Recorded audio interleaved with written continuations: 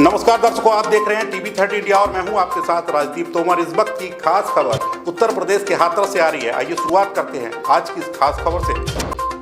सपा सांसद रामजीलाल सुमन द्वारा राज्यसभा में दिए गए ऐतिहासिक वक्तव्य को लेकर हाथरस न्यायालय में सुसंगत धारा में मुकदमा दर्ज कराने की अपील की गई थी, जिसे न्यायालय ने अपर्याप्त मानते हुए खारिज कर दिया। रामजीलाल सुमन की ओर से पूर्व डीजीसी रामदास, वतन सिंह, ब्रजमोहन राही और लल्लन बाबू एडवोकेट ने प्रभावी पैरवी की। मुकदमा खारिज होने पर सपा में खुशी की लहर दौड़ गई है। समर्थकों ने मिष्ठान वितरण कर खुशी जाहिर की। प्रमुख अधिवक्ता में योगेंद्र पाल सिंह, विनोद बाबू, अन्नू, विमल कुमार आदि लोग शामिल रहे।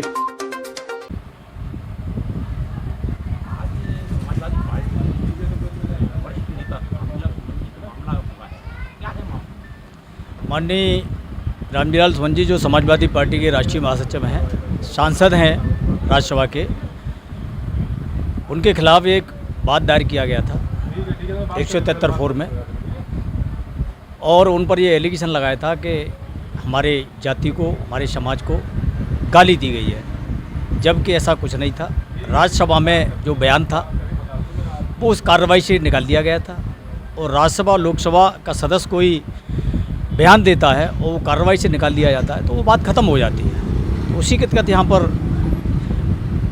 मुकदमा डाला था और वो आज माननीय न्यायालय ने उसको खारिज कर दिया है। उन्होंने माननीय न्यायालय के आदेश का सम्मान किया है और आगे भी करेंगे।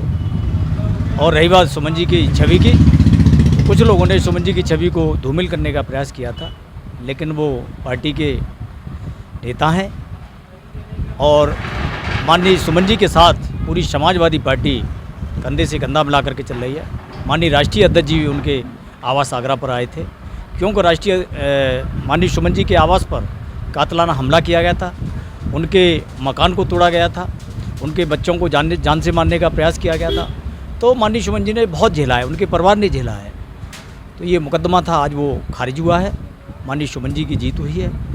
और हमारे साथी अधिवक्ता माननीय रामदास एडवोकेट जी, लल्लन बाबू एडवोकेट और वतन सिंह एडवोकेट जी ने पैरवी की थी, हमने स्वयं की थी। तो आज हमें सभी भाइयों को इसमें जीत मिली है और हमने सभी ने मिष्ठान वितरण कर सभी को खिला करके खुशी का इजहार किया है। सुनो 2 सेकंड।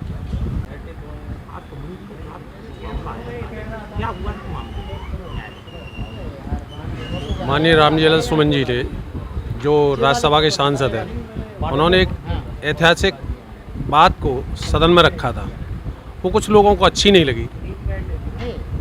उसको आधार मानते हुए हाथरस में एक बात दायर किया गया, जिसमें आज उसकी फाइनल जजमेंट की तारीख थी। तो जजमेंट में आज उसको खारिज कर दिया है माननीय न्यायालय ने। अरे वो सुनो,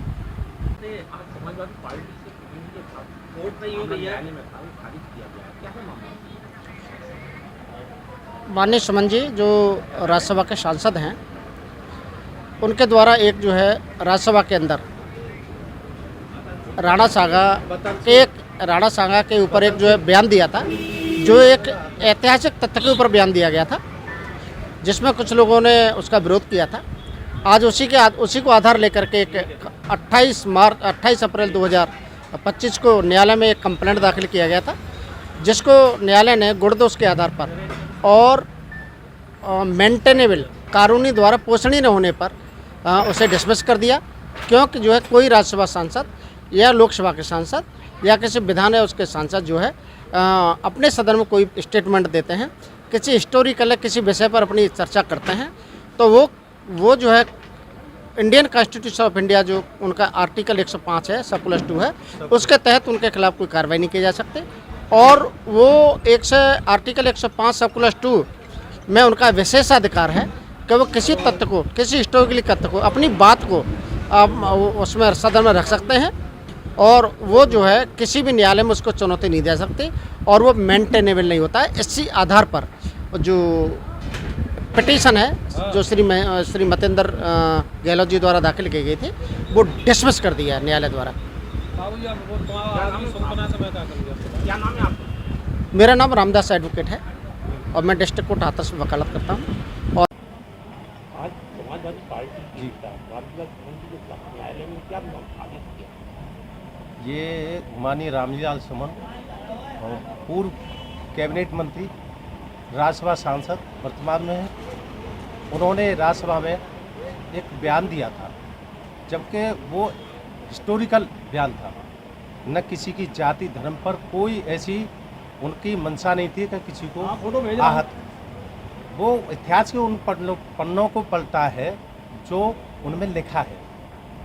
उनके व्यक्तिगत बनाई हुई कोई चीज़ नहीं है जिससे कि किसी के उसको धर्म को या किसी व्यक्ति विशेष को कोई चोट पहुँचे, कोई आहत हो। उसको एक राजनीतिक रूप देते हुए, चूँकि इतने बड़े और नेता हैं, समाजवादी पार्टी के वरिष्ठ लीडर हैं, वायुवृद्ध हैं और उन्हें कानून का ज्ञान है, बहुत अच्छा ज्ञान है, वो ऐसा कोई गलत बयान उन्होंने नहीं दिया है। और अगर ऐसा बयान दिया होता, कोई गलत बयान दिया होता, तो वहाँ कार्रवाई होनी चाहिए। वहाँ कार्रवाई उन्होंने वो उससे हटा दिया अपनी राज्यसभा से। तो उन्होंने जो बयान दिया है वो हिस्टोरिकल बयान है, उनका अपना कोई बयान नहीं है। और मैं जनता से निवेदन करता हूं कि कोई भी इसे अपने व्यक्तिगत रूप से ना ले। राजनीतिक व्यक्ति कोई किसी पे कहता है, कोई किसी पे कहता है, ये अपने अपने जनता को लुभाने का काम होता है। न्यायालय ने क्या आदेश दिया? न्यायालय ने उन सबको प्रार्थना पत्र को, उनकी जो बहस हो, जो मतेंद्र गहलोत जी हैं, जो उसके वादी हैं, उनके वकील साहब की बहस सुनने के बाद में फिर उनको जो पुलिस से एक उन्होंने रिपोर्ट मांगी। पुलिस ने अपनी रिपोर्ट जो सत्यता थी उसको न्यायालय में प्रस्तुत किया।